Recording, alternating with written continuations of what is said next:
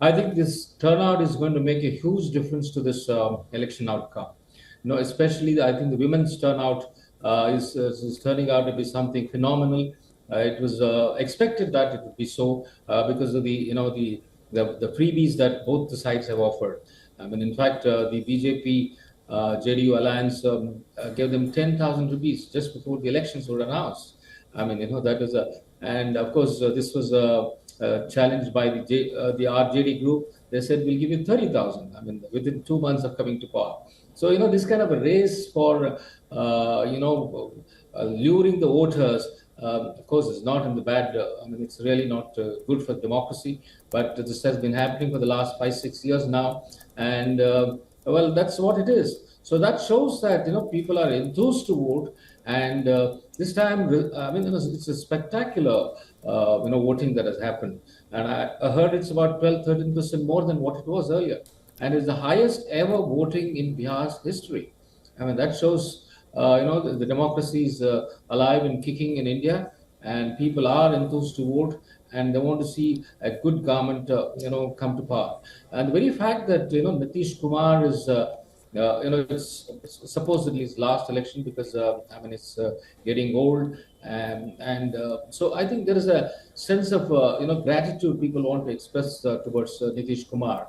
And that's the reason why, more and more women are coming back. I mean, everybody knows that, Nitish has a great following among women because, I mean, he's known as Susashan Babu.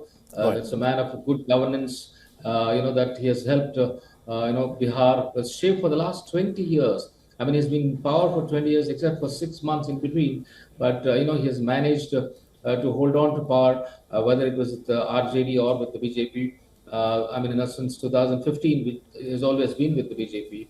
And I think both of them are now reaping the benefits of that. Absolutely, Mr. Upadhyay. And women's participation, as you've mentioned, has been a key driver in this election. And the turnout among women was 71.6%, whereas for men it was 62.8%. And this happened even though that men are a majority of the electorate. Well, what according to you drove this change? We've discussed it could be the monetary incentive. The SIR has played a role, or was it perhaps a converging of all of these factors combined? I think all factors have combined here. The SIR was made a big issue of by the Congress party. They called it vote chori and whatnot. I think Rahul Gandhi went to town. I mean, he did. Remember, walkathon, sort of walkathon in Bihar for 15 days of, taking up this issue of, the voters being denied their rightful votes. But then he disappeared from the, election campaign for the next 2 months. So that shows his inconsistency, and that is what is reflecting on the performance of his party. And you can see that even RJD was most reluctant to give them a large number of seats. Congress was asking for about 130, 140 seats, but they were finally given only 61 to contest. I mean, less than what it was in the last election. So, and the performance now really shows that, the RJD probably would have been better off just contesting on its own.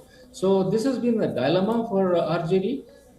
They have been taking the Congress along, and probably, they have become a liability of late.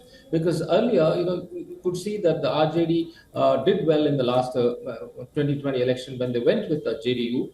But then again, now they have to go back to the Congress as an alliance partner, and that doesn't seem to be paying off all that well. Interesting. Now, these are still early leads and trends, but these are the numbers that are now on your screens, where the BJP plus combined of the BJP plus RJD and its allies seems to be leading in 146.